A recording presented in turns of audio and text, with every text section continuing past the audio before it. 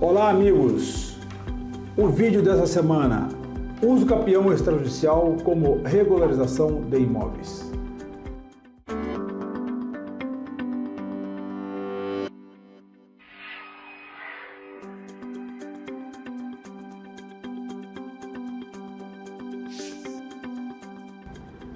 Com o advento do novo Código Civil, o seu artigo 1071, acresceu à Lei de Registro Público o artigo 216-A, trazendo para o nosso seio jurídico a possibilidade de se fazer o uso capião extrajudicial através de cartórios de registro de imóveis, não necessariamente tendo que se fazer pela via judicial, buscando a celeridade e a facilidade no procedimento de regularização.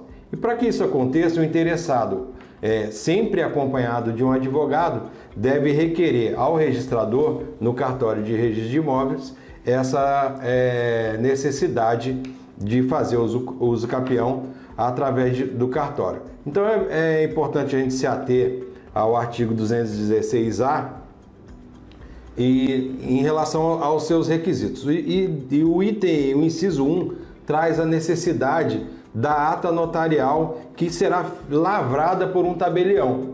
Ele vai precisar ir ao local para poder verificar e externar a posse desse imóvel em relação ao interessado. Há aí uma discussão até do professor Marcos Kikunaga, que na concepção dele, ele diz que é desnecessário essa ata notarial, uma vez que a posse pode ser provada de outras maneiras. E mesmo porque a tentativa da ata notarial de provar a posse, ele vai verificar só aquele momento, não vai conseguir verificar a posse para trás. Então eu compactuo com essa posição do professor Marcos Kikunaga e eu concordo com ele, mas é uma exigência, isso já foi até questionado junto à corregedoria, que entendeu de maneira diferente do professor, mas respeitando o artigo 216, primeiro ponto seria a lavratura da ata notarial através do tabelião de notas.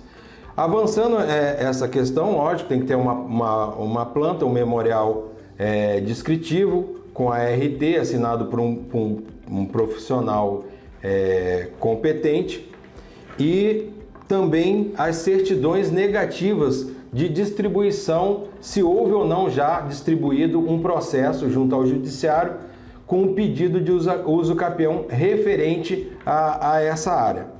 E aí, além da questão da ata notarial, que é uma questão de prova do tempo de posse, obviamente você vai juntar todos os elementos probatórios que você tiver em suas mãos. Por exemplo, conta de luz, normalmente, isso se a gente estiver falando de um imóvel urbano, conta de luz, de água, etc. Taxas, tributos, provas testemunhais, etc. E no imóvel rural também tem essa questão, mas às vezes não tem água, fornecimento de água, pode até ter energia, mas de água às vezes não tem. E aí um argumento para rural que você pode usar é o cadastro, a inscrição da pessoa numa cooperativa, por exemplo, que ele tira leite, que ele planta, isso daí também serve como prova. Então, além da ata, você vai ter que comprovar de outras maneiras e aí a pessoa pode ficar à vontade para provar como ela quiser. Cumprir os requisitos, que é posse mansa e pacífica, justo título, que é normal dentro do procedimento de uso capião. No caso do extrajudicial, essa posse tem que ser de no mínimo 15 anos. 15 anos de posse, entendeu? Vai precisar também oficiar a Fazenda Pública, Municipal, Estadual e Federal para poder se manifestar em relação a se tem interesse naquela área ou não, se é uma área pública. Então tem que se oficiar também os órgãos públicos.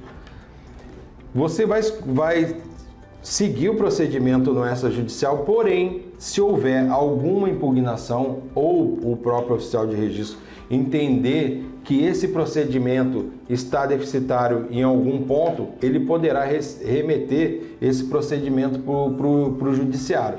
Então, o que eu vejo, principalmente no início, quando se começou a operar o procedimento extrajudicial, o que a gente via é que às vezes os oficiais de registro de imóveis, o seu cartório não estava preparado para poder tocar um procedimento desse e a maioria era encaminhado para o judiciário.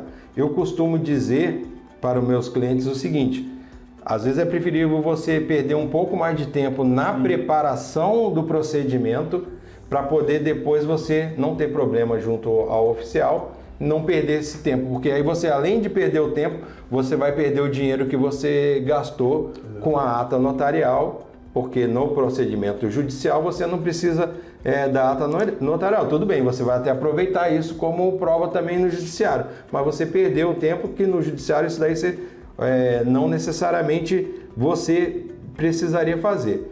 E dentro desse procedimento, você vai ter que seguir também o provimento 65 de 2017 do CNJ, que ele meio que regulamentou o que tem que seguir, o que tem que ser feito junto aos cartórios de registro de imóveis. Você precisa cumprir para poder regularizar tudo isso daí. Eu estou dando um apanhado geral assim, dos principais pontos do procedimento extrajudicial. A gente não vai aprofundar na análise, é mais para poder levar para vocês como que esse procedimento funciona, um procedimento mais célere, onde na questão judicial demora anos e anos e no extrajudicial você consegue aí, lógico, com um tempo de preparação para poder deixar tudo prontinho, inclusive na planta e no memorial descritivo, você pegar a anuência de todos os confrontantes, entendeu? Para poder já acelerar esse caminho. Caso você não consiga localizar, você pode fazer isso por edital, assim como no judiciário. Mas a ideia é trazer o básico do procedimento para vocês saberem que, para o leigo, que a gente tem um instrumento de regularização de imóvel que você não precisa ir para o judiciário. Você pode fazer isso extrajudicialmente através de cartório. Acho que você queria fazer alguma colocação, Rogério? A colocação é o seguinte, né? Esse Instituto do Uso Capião Extrajudicial, muito bem colocado pelo Dr. Alex, é um instituto também que veio trazer uma celeridade na solução de um problema de fato que já está instalado pelo menos há mais de 15 anos. Uma vez que o critério é ter no mínimo 15 anos para ingressar no extra. Ou seja, 15 anos depois de uma pessoa na posse de um imóvel, acho que não há muito mais o que discutir, a não ser trazer para o mundo jurídico o que de fato ele já tem. Ele precisa agora de uma tutela do Estado para que diga ele é proprietário.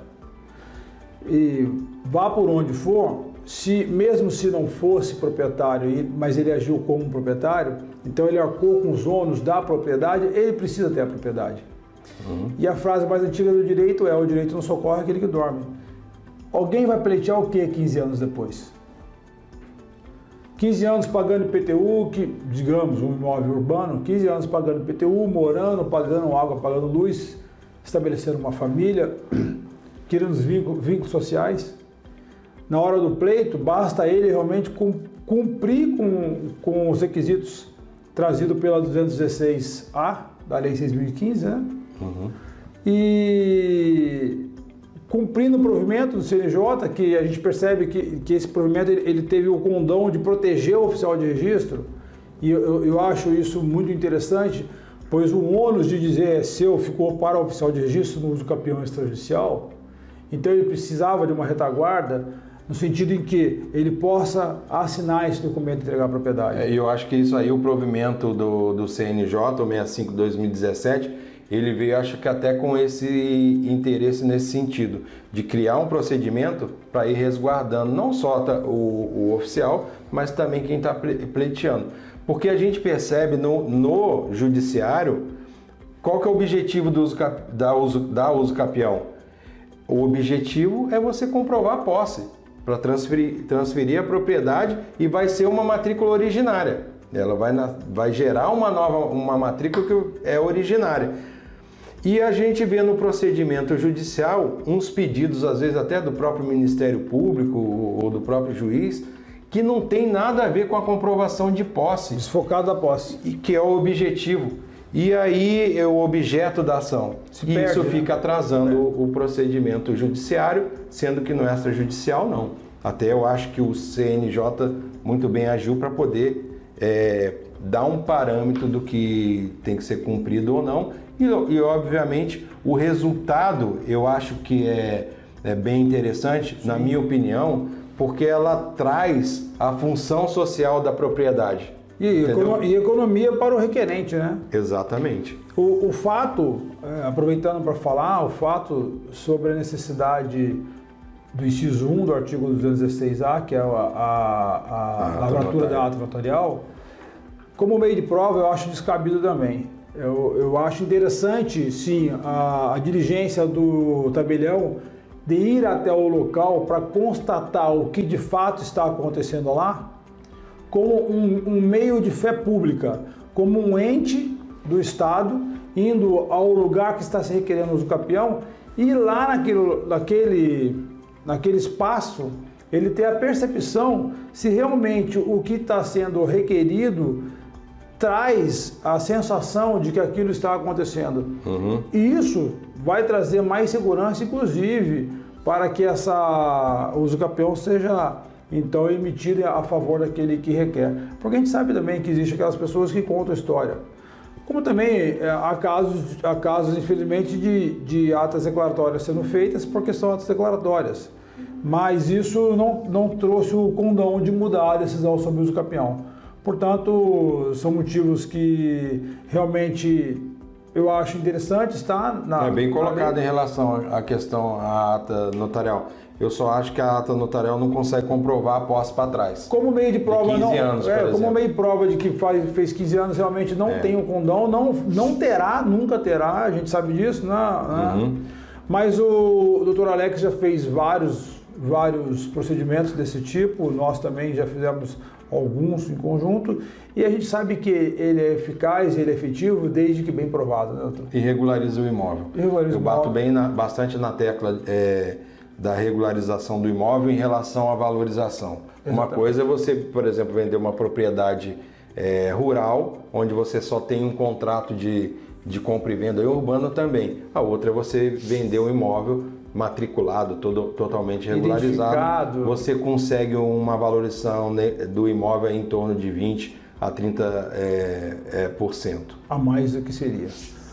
Bem, o vídeo de hoje vai se encerrando com a permissão do Dr. Alex, muito bem colocado. E eu gostaria de pedir para os colegas que curtam o nosso canal, se inscrevam e se gostaram, deixem um like. Obrigado.